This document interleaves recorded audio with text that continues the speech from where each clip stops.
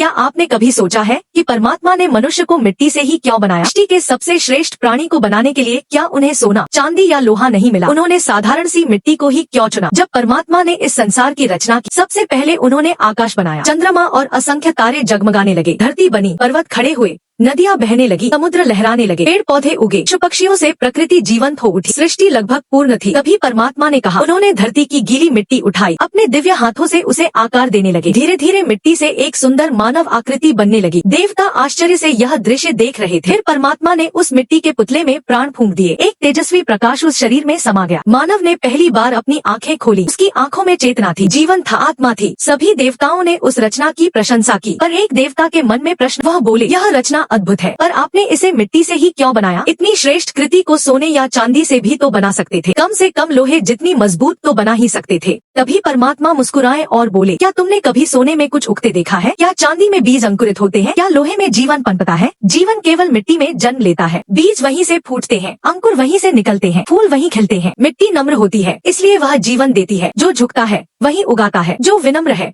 वही सृजन करता है। मैंने मनुष्य को मिट्टी से इसलिए बनाया ताकि वह याद रखे, वह जितना विनम्र रहेगा उतना ही जीवन में खिलता जाएगा। और तभी धरती पर एक छोटा सा बीज अंकुरित हुआ, वह बढ़ा और एक सुंदर फूल बनकर खिल गया। बोलो ओम नमः शिवाय।